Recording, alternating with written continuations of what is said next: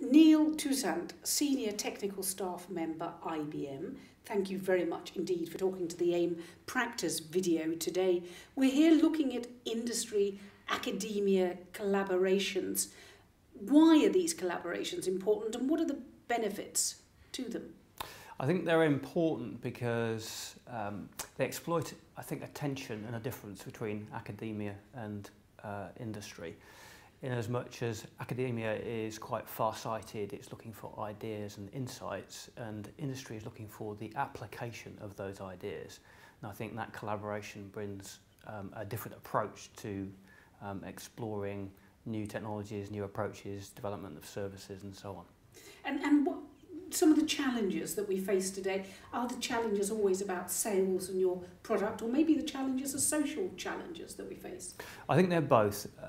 Industry inevitably is going to be focused on reasonably prompt return on investment and revenue and profit. They're business focused, and I think academia is slightly different. The focus is on insight and ideas, and I think the challenge is steering a path between those two. And do they always have the same goals, the same purposes? How do you get these two differently focused groups to work together? I don't think they have the same objectives. I think that's been both the challenge and actually a mutual reward from the programme that we've been running. I think both parties have got something to learn, and both parties, I think, over the course of the last few years, the way we've been running this programme, have benefited from that. Is it easier to work with established partnerships than new ones? I mean, perhaps established ones may get stale and new ones might give you an energy, or do you need both at the same time? I think both at the same time are healthy. I think one of the challenges, for example, engaging new partners is protection of intellectual property and ideas. And again, I think there's a conflict there between academia and industry, and I'll touch on that perhaps a bit later. So I think there's a conflict and there's a challenge to be overcome, engaging new people. But I think new ideas are very important and they come from new participants. That said, you need to establish trust in a working relationship, and I think that's very important, and it's where established relationships, I think, facilitate progress between the two parties. And so if I was an academic, how would I know the right and wrong things to do when I'm working with an industry partner? Do I just phone up IBM and say I want to talk to Neil, and you'll turn up at my university, we'll have a bit of a chat, and hey presto, there's a project? It's not quite as simple as that, I don't think. I have a boss. He's interested in business outcomes for IBM. He will want to be sure that my time is well spent. IBM does have a mission to support the communities in which it works and academia and UK PLC. But it's not just simple as a question of phoning up to try and get me to engage. It will take more than that. Word of mouth then perhaps? What does it take? I want to push at your door. I want to get you over to my university, my academic institution. Would the strength of my new idea be important? I think the strength of the idea is important because I think that any industrial partner will want to understand what is the value from this. The value could be the relationship, it could be the partnership, it could be future possibilities from that partnership.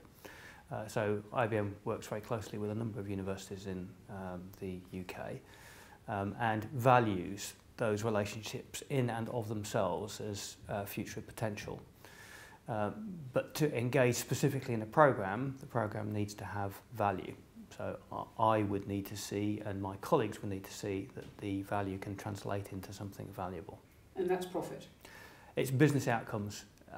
It might be recognition for the corporation and the value that we're putting in. So it doesn't necessarily have to be financial. But for example, brand recognition is important to IBM. Is it right to talk in terms of winning ideas and immediately, or successful ideas? And do the ideas that succeed eventually sometimes surprise you? They do. I think it's not always obvious which ones will succeed. I think a tip I would urge people to consider is deriving incremental value from progressing an idea. So I think, again, one of the challenges in the industrial and academic partnerships are different time frames. So industrial partners are very interested in quick value, and I think academic programs tend to be longer and more future or more visionary, more future looking. And I think an idea, if it can deliver incremental value and both parties can see progress is being made, I think they're much more likely to translate into something which wins. What about delivering on your promises? You meet, you get a bit of excitement and frisson in the relationship, but how do you manage those expectations of the relationship? How do you know who's going to be a starter-finisher rather than just a starter? You want to know those expectations will be met. It's an interesting observation from the programme that we've been involved with. We introduced a review process which actually the industrial partners use internally to progress their own projects. So we have a portfolio management system which takes a project from idea and then into delivery and finally into decommissioning, potentially multiple years long. And with the academic partners we introduced a similar process. And one of the things it asked for of the academic participants was a plan with specific deliverables and dates. And that process injected discipline in terms of taking an idea and progressing it, because frankly if an industrial partner isn't seeing deliverables and a committed plan, the assumption is nothing's happening. That may be a flawed assumption, but we need visibility of tangible progress. So it's not just eureka? It isn't. It is definitely more perspiration than inspiration. Okay, delivering, we've talked about delivering on your promises and expectations, but the opposite of that might be revelations, that actually suddenly something's happened that you didn't expect. Are there revelations from working with others? Do you have to balance those, academic and industry? Definitely. I think partly because of the difference in our perspectives, time frame being one, and also the breadth of knowledge, frankly, of the academics and their awareness of the breadth of services and services science. They definitely brought new perspectives on the subject that I hadn't anticipated. Collaborating with different institutions with different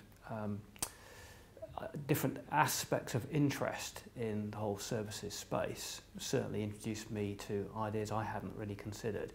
And furthermore, the partnership was between multiple industrial partners operating in very different spaces. And so there was benefit both from insights from academics and insights from the other industrial partners. It was very fruitful. And what do you think industry wants from you? What do you think academia wants from you? That's a good question. Apart from money. Well, so in the context of this programme, so sometimes it is money. I think sometimes the academics are looking for money. On this particular programme, we did not put money in. What we did contribute was time, experience. We contributed raw data, insight. We explained how we operate our processes, all under non-disclosure agreements, to, I think, bring to the academics insight as to how industry handles the progression of ideas, and also how we would take ideas that the academics had and effectively industrialise them and make them real. You were talking about taking ideas and making them real, but data sharing, you've got private sector and public sector now working closely together, and with the public sector you have sensitive information sources. Is that a problem? Do you have to tie down IP very strictly when you begin, or how do you manage those public-private data sharing relationships? So there's two aspects to that. One is the actual data itself, and we did not and would not disclose any customer data or any sensitive data.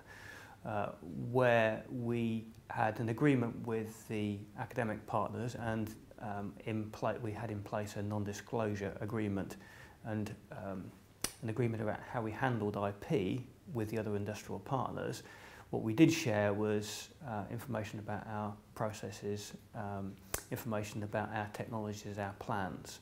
So it was more insight about how we operate, and in some cases specific data points to help the academic partners develop their ideas, but we would not share customer data or data about individuals. Does that raise the issue of commercial confidentiality? It does. It took a very long time as part of this programme to resolve.